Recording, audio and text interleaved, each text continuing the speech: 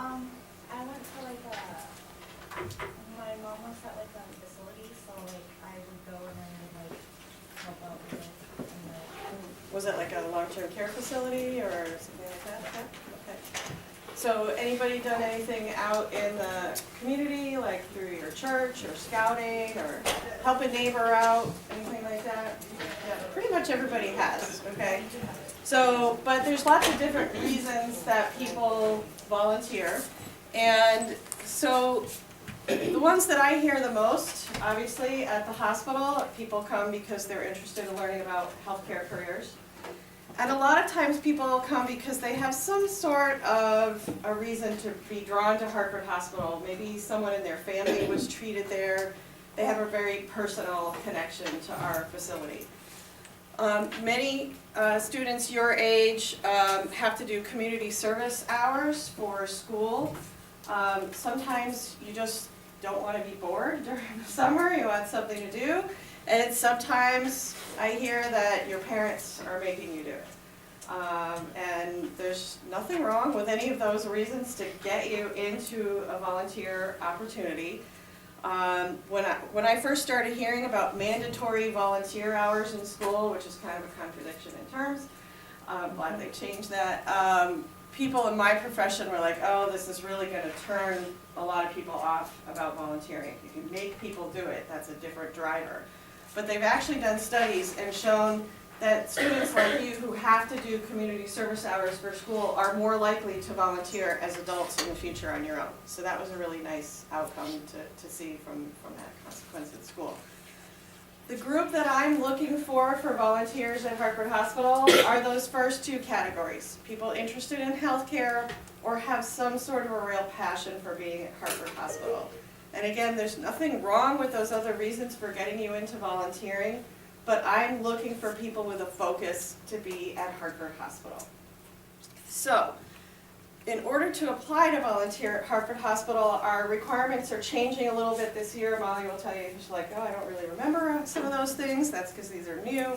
The age range is the same. Can you go back one slide for me? Thank you. There you go. All right, so 14 to 18 years of age. You have to have a 3.0 GPA. That's new this year. But really, if you're interested in going into healthcare and you're going to go on for continuing education, you're going to need the grades to get there. So we're looking for students that have already committed to keeping their grades up in order to apply. 3.0 is about a B average. That's not the end of the world. I think most of you probably are there. Our program runs for 8 weeks, June 29th to August 21st. You have to be available 6 out of the 8 weeks. And I know so many people, you're on vacation, you're going to camp, you have, before school starts, you have Hell Week for sports or band or whatever it is you're doing. But again, we're looking for those people that this is something you really want to do and you're able to make that commitment. So 6 out of the 8 weeks for the summer. And you're going to have to complete at least 48 hours of service. And you'll see that it says this doesn't include educational sessions, and I'll talk about that in a minute. So the first thing you have to do is apply, okay? Our application is only going to be available on our website for 2 weeks, starting next Monday, okay? Now, because you're in this class and you're awake and paying attention to me, thank you very much, I'm going to send a link to your teacher. You can access that application today, or as soon as she gets it to you. So you kind of get a few extra days to work on your paperwork, okay? One of the reasons I need to contain the amount of time for applications is I always have too many applicants, and we'll talk about that in a minute. After you complete the application form, within 24 hours you're going to get a reply email with a packet attached with more paperwork to complete, because there's always more paperwork. You're going to have to write 2 essays explaining to me why you want to volunteer. You're going to need 2 references from a non-relative who is an adult. So it could be a teacher, it could be a coach, anyone like that that knows you well. We'll need some medical information that obviously you'll probably have to get your records from your parents.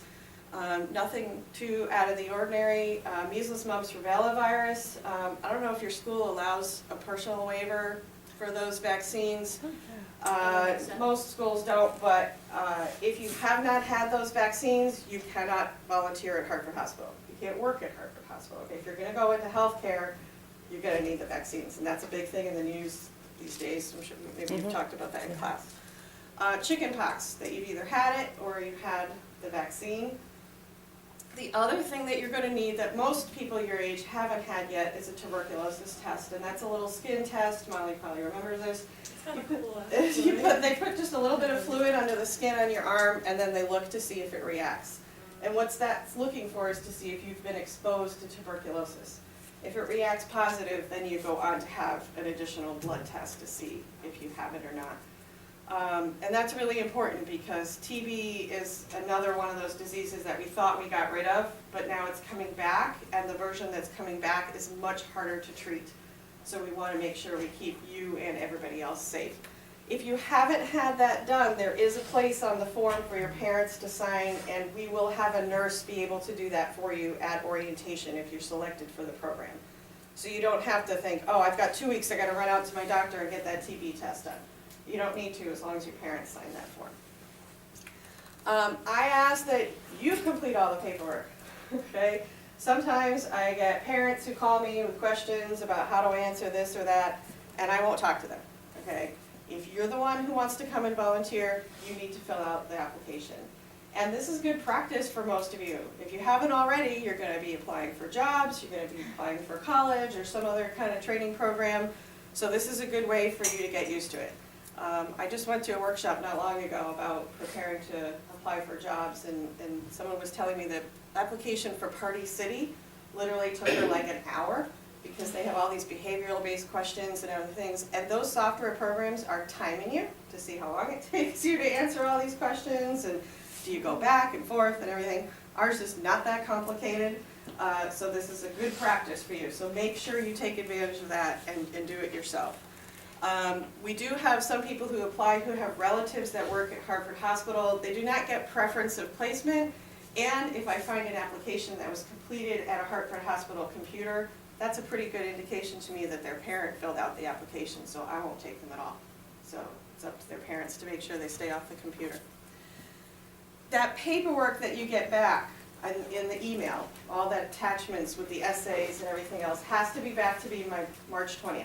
Okay, that's a pretty quick turnaround time, but again, I'm looking for students who really want to be here, and we'll make a point of making sure they get that paperwork filled out quickly and get it back to me. So, if you can go to the next slide for me. All right, so when you get that link, the first thing you're gonna see is this page, and I know you can't read it, but at the top it says, if you're a parent, don't fill this out, let your child fill it out. And then it just asks basic information, your name, your address, your contact information, your parent's name, things like that. If you go to the next one, please. A little bit further down, just a hint, because again, you're all lucky enough to sit through this presentation. It says, the program runs for 8 weeks. You need to be available at least 6. Please check off which weeks you're available. I, every year, get applications with nothing checked off, 2 weeks checked off.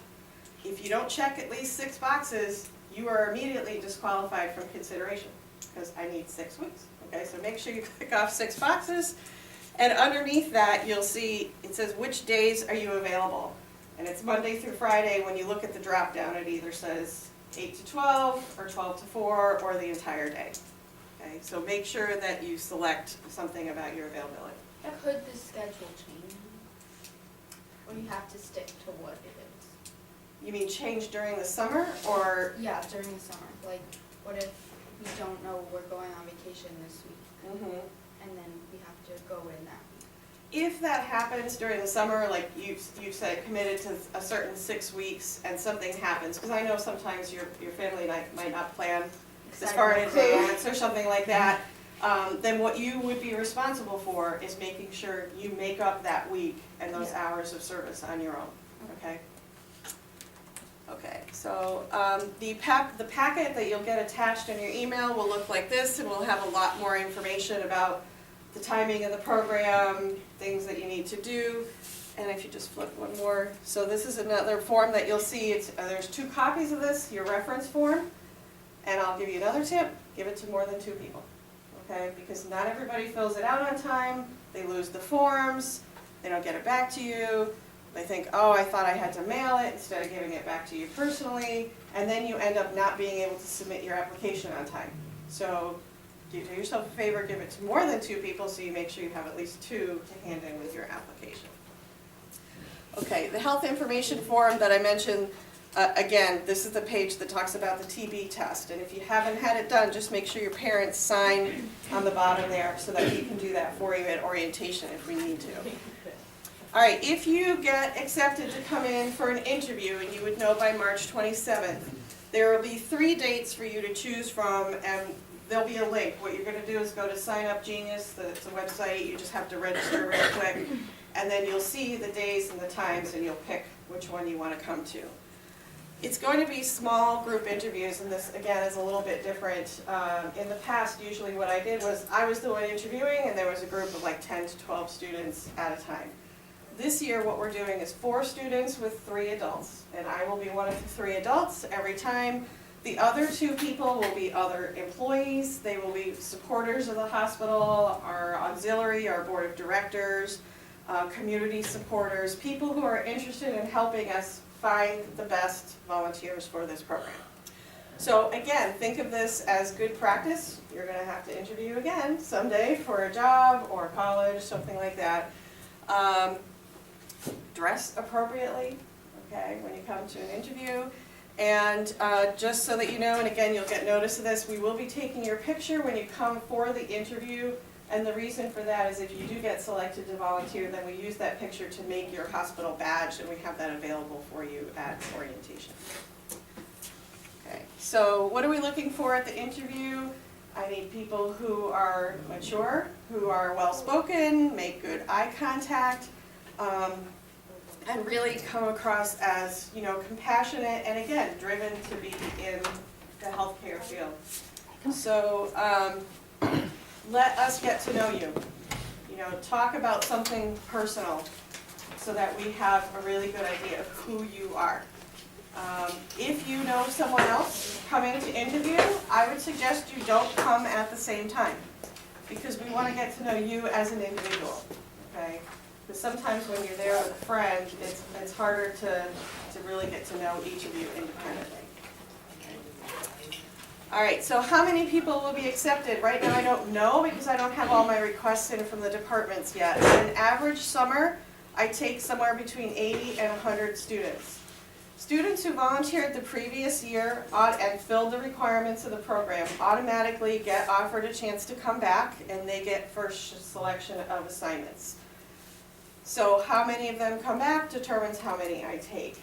Last year, I needed about 86 students, and 45 of those slots were filled by returning volunteers. So I needed 41 new volunteers, and I had 269 applicants. I couldn't even interview them all. There was just way too many of them. So that's another one of the reasons why we changed the requirements for this program. On average, I would say I take probably about 1 in 3 applicants. Okay? So this is a competitive program. So again, when I talk about don't come in to interview with your friends, that's why. You know, this is a time when you need to be independent and think about what you want. If you get accepted to the program, you will have to come to orientation. Now, I'm almost sure this is going to change. Okay, so I had planned on June 18th, which I think was a Thursday, for orientation, but some of the schools are already into snow days, and I don't want it to be a problem. So what I'm trying to do right now is rearrange orientation to be on a Saturday. And then we could do it a bit earlier. So that date's not written in stone, but what will happen is when you come to orientation, again, you'll get your uniform, you get your badge. We're going to review some of the policies of the hospital. We're going to talk about patient confidentiality laws. The other things that are going to happen there is you are going to select where you volunteer and when. This is another new feature of the program. I used to be the one to decide this. Now you're going to get to decide this. So you're going to come in, and there'll be a big table with pieces of paper on it, and it'll, you'll look at one that says, okay, admitting, and in admitting volunteers escort patients from the admitting department to various destinations in the hospital. on foot, or you may need to push people in a wheelchair. So you need to be comfortable with walking long distances, standing on your feet for long periods of time, and have good interpersonal skills. They need volunteers Monday through Friday from 8 to noon, and if that's something you want to do, you pick your day and you sign your name up. And there'll be different sheets for every single assignment. As I said, returning students get first choice of assignments, and then the new students fill in after that. The other thing that's going to happen that's a new feature of this program is education sessions. In the past, I've always tried to offer a few things during the summer, tours or topic talks, but this summer we're going to make it mandatory. So each volunteer, you're going to have to attend at least 3 sessions, and I'm hoping to have at least 10 to 12 options for you to choose from. So when you come to orientation, that's where you'll get a chance to select. The shifts, if you go forward one slide for me. Again, for new students, we're going to ask that you be available on a weekday, and your shifts are going to be either 8 to noon or 12 to 4, or if you're going to do your 8 hours per week all in one day, obviously it would be 8 to 4. So when you come to orientation, everybody's going to sign up for 8 hours worth of volunteering, and then after everybody has gone through, if there are more shifts available, I'll make them available so that if you want to try and volunteer more hours per week, you can do that. But everybody will have a minimum of 8 hours per week, and if you do 6 weeks, you get your 48 hours. You will stay in the same assignment all year. So part of that is because for a department to get to know you and train you and teach you everything you need to do, and then for you to become independent in that role, it takes a while. So if they train you and it takes, at least a shift, maybe 2 shifts for you really to get to that point, and then you leave the next week and they have to start all over with someone new, that is not helping them at all. And the reason they take volunteers is to get help. Okay? So you would stay in the same assignment all summer. So again, depending on the scheduling, you might get to be in 2 different departments, or the following year you could come back and do something else. The community service hours is typically not an issue during the summer, but just to mention it, if you have a requirement of service hours, most schools don't require more than 48 hours of service. In fact, most of them that I've heard of is less. But you will not receive documentation of your time at the hospital until you have completed the program at the end of the summer. So usually that's not an issue except during the school year, but just so you know. Okay, so what can you do? Again, anybody 14 to 18 can do roles where you have what I would call limited patient contact, or you're in sort of administrative, clerical, computer type support roles. So things like, again, escorting patients, discharging patients, that's a great one because everybody is happy when they're leaving the hospital, so they're thrilled when you show up with a wheelchair to take them to the front door. Things like the book cart, the activity cart, you're on the nursing units, you're interacting with patients, but you're not expected to do it for prolonged periods of time. So those are good roles to kind of get your feet wet, so to speak, of being on those units and having to walk in and introduce yourself to patients. Once you're 16 and older, you can spend more time with patients. So we have a visitation program for patients who have delirium. You can be assigned to a nursing unit, which again means you're spending time with patients. You are not following a nurse around all day. Okay. We have Genomics, which is a genetic research lab. We have a gift shop and a cafeteria. Those you have to be 16 because you're handling money. So various roles. The gift shop and the cafeteria, the IOL is the Institute of Living. Okay, they used to be a separate hospital from us, but we merged about 15 years ago. Their campus is like 1 block over from the main hospital, and then they have a whole bunch of buildings on their campus. This is a psychiatric care facility. So again, just knowing coming in, when you go to sign up for your assignments, if you're not interested in being on that part of campus, you wouldn't sign up for a role at the IOL. The other thing to clarify, Connecticut Children's Medical Center, which is across the street from us, is not part of Hartford Hospital. So we have no roles for volunteering with children. So if pediatrics is something you're really interested in, I would urge you to immediately look into the CCMC volunteer program because I know they also start bringing early. So you might get on their website and see what's going on over there. We hope that you get as much out of just being in the hospital, talking to people, and going to education sessions as you do in your role. If you're volunteering in day surgery, escorting patients and helping them get to pre-op and change into those lovely little Johnnies and things like that, part of what you're going to do is be putting stickers on charts so that the next day, when people come in for surgery, their chart is ready to go. Is that the most interesting job? No, I'm sure it's not. But it's needed, it's required to be done. And one of the things we're going to talk about doing at the end of the summer as an education session is like a mock interview resume writing practice so that you can take what you learned during the summer and learn how to talk about it with someone in an interview. So instead of saying, yeah, I walked people up and down the stairs and I put stickers on charts, you can say, well, I volunteered in ambulatory surgery and I made sure that charts were ready for the next day so there were no delays with the start of the surgery schedule because that's very important to our patients and our staff. And I escorted patients, giving them a reassuring presence and making sure they knew their belongings were safe while they were in the operating room.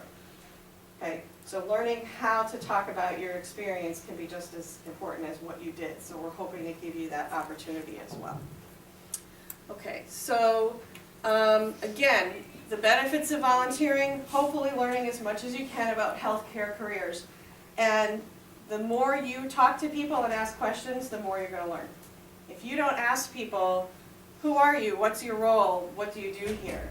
You're a nurse? Oh, well, what kind of nursing do you do? Because there's all kinds of nursing do you do. You're a tech? What does that mean? What kind of tech are you? Where did you go to school for that? What are the job opportunities like? How much money can you make? You know, those are things we know you're interested in learning about.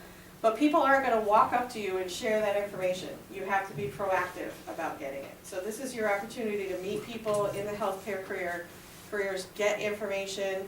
You might build a relationship with people. They could become your mentors going through school. You never know.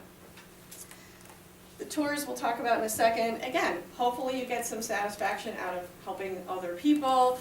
You're going to gain some work and life skills. You're going to know that you need to show up when you're scheduled to volunteer, be on time, call if you're not going to make it, ask questions when you need to ask questions, all of those very important skills.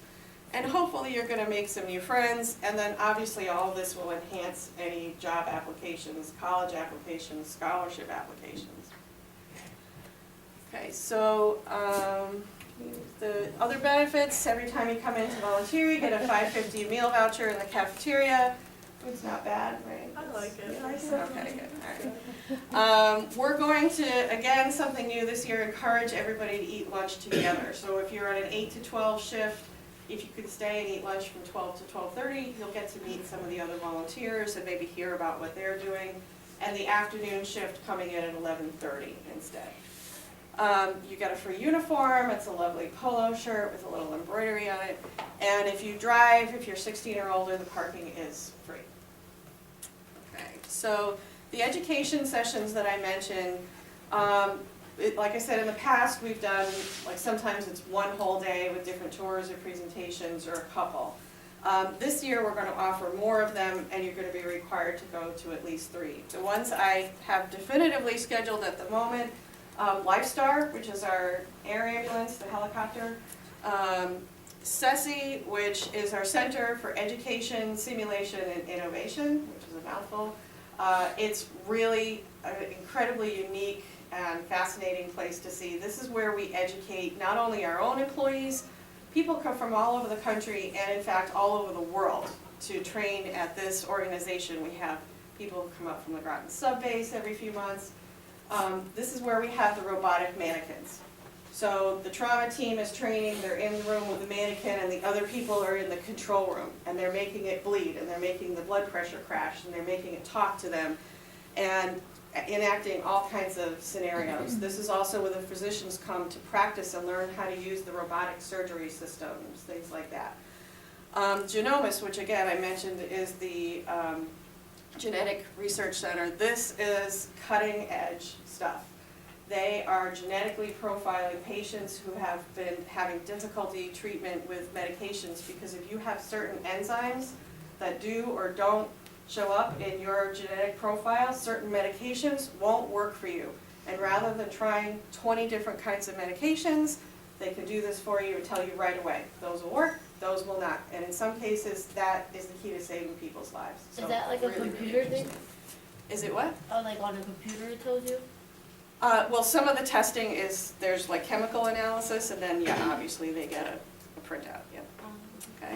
Partnership for Breast Care, unfortunately, Connecticut is still one of the highest rates of breast cancer in the country.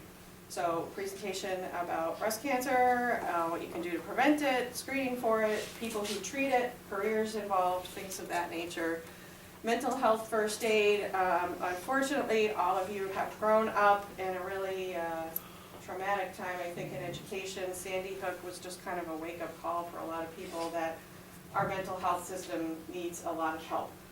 So one of the things Hartford Hospital has done is develop this mental health first aid class. And so you will learn about all different kinds of mental illness, everything from anxiety and depression to bipolar and psychosis and things of that nature. What to look for, how to help people, and how to help people is key. Unfortunately, teenagers, college age, very high stress, so especially anxiety, depression, very high rates in your age group. So what to look for in your friends, how to help them could be a really important class for you to take. We're going to have other career presentations, like if you want to be a doctor, what should you do? What classes do you take, where should you go, what kind of experiences should you have, things like that. So we're working on a bunch of them, and you'd have to go to at least 3. So to successfully complete the program, you have to do the 6 weeks, 48 hours, and 3 education sessions. At the end of the summer, we're going to have a little graduation celebration. You will get your certificate of completion, a printout of your hours, a letter of recommendation, and then again, you will automatically be able to return to volunteer next summer. You don't need to reapply and re-interview. We already know you, you're good to go, okay? We have a scholarship that's offered through our Hartford Hospital Auxiliary, and when I did a presentation to them just a few days ago about the changes in this program, they called me up after and said, we want to offer more scholarships. So it's a great opportunity for some of you to get some extra funding for your education. And you would also be able to volunteer during the school year if you want. We will not take in new students anymore during the school year. So if you volunteer during the summer and you decide you want to come and volunteer after school or weekends, you could do that if you successfully complete the summer. The shift leader position is new, and what we're doing is every day of the weekdays, there's going to be one teen volunteer who is the shift leader. So they are kind of going to oversee all the volunteers for that day. So when you're new, they're going to make sure you know how to sign in, how to get where you're going. They're going to round periodically, make sure things are going well, that you feel like you're being well utilized in your role. They're going to run the education sessions. They're going to do all kinds of stuff for me. So once you successfully complete a summer, you would be able to apply for this position. And I know that you guys have so much pressure on you education-wise, and almost all of you volunteer, and so how can you stand out from your peers when you're applying for a job or for another program? And a leadership position like this could be a real bonus for some of you. So again, once you successfully complete a summer, the following year you can apply for that. If you do that, you will, in addition to the hours you volunteer, you will automatically get an extra 50 hours into your hours of service. You'll get a personalized letter of recommendation, and they're going to get to have lunch with our CEO at the end of the summer. So, I know that this program might not be for all of you. Okay, some of you might think, well, I'm interested in medicine, but I don't really want to be in a hospital. Or I don't meet the criteria, I can't be there 6 weeks, whatever it is.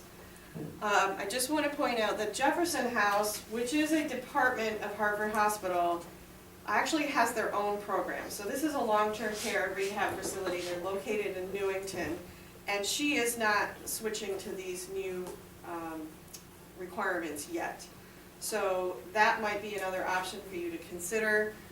There are other hospitals in our system. We're affiliated with Bacchus, Wyndham, Midstate, Hospital Central Connecticut, and then of course there are other hospitals like Connecticut Children's, St. Francis, that are not part of us. There are many, many opportunities. You just have to go look for them.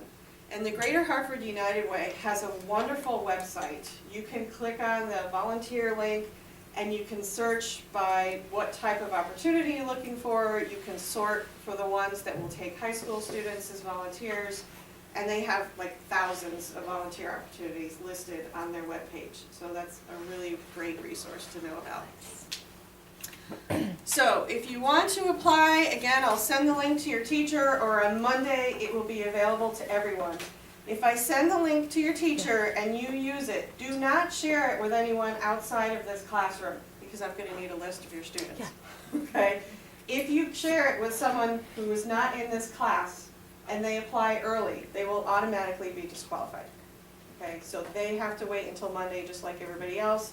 You get the extra days to work on your paperwork because you, again, sat in class and you're such a good audience. So when you click on the link, it's going to take you to this page. You're going to click on the teen application, and again, you'll get to that first page that says fill in your name, your address, all that wonderful information. So I've been doing this since I started as a volunteer when I was in high school. I volunteered there for several summers, and again, when I started, just like many of you, do I want to be a doctor, do I want to be a nurse? It's kind of like the two big fields everybody knows about.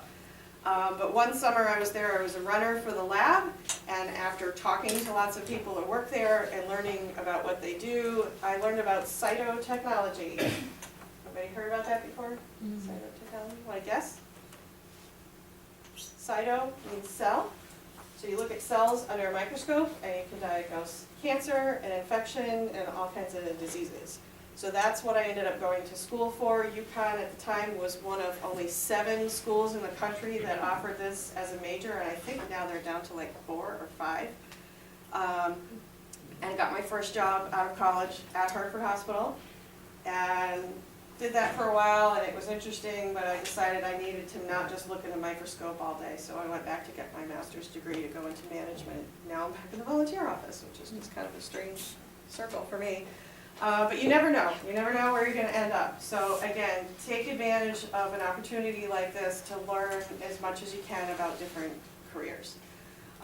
We talked briefly about job shadowing, and I just want to mention at Hartford Hospital, volunteering and job shadowing and internships are all different things.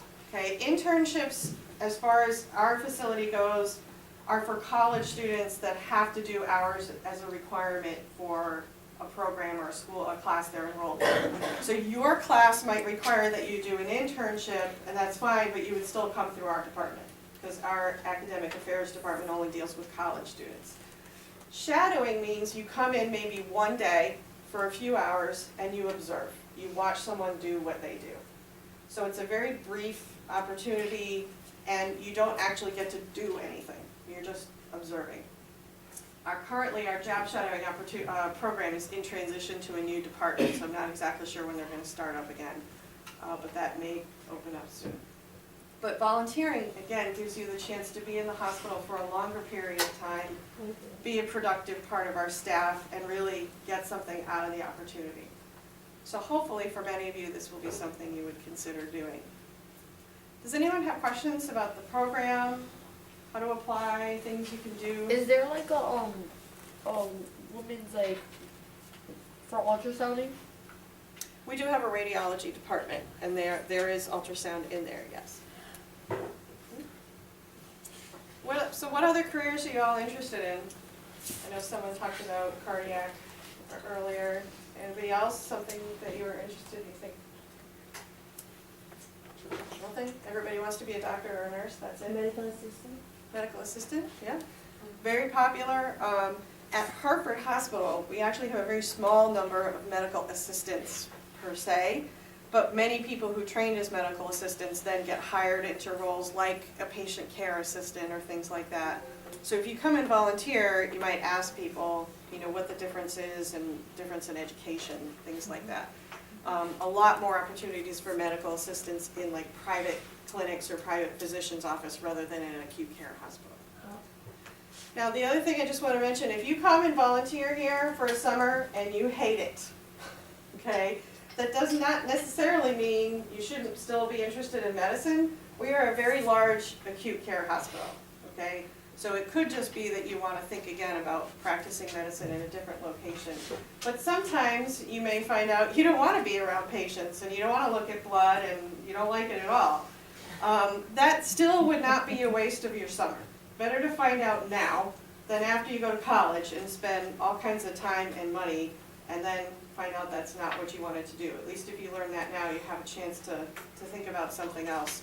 My favorite story that I drag out every year, I had a student who came in, his father was a surgeon at the hospital, so he grew up hearing about surgeon stuff, you know, his whole life, and he was gonna be a surgeon. And he spent one summer as a volunteer and hated it, and now he is a very happy marine biologist, so.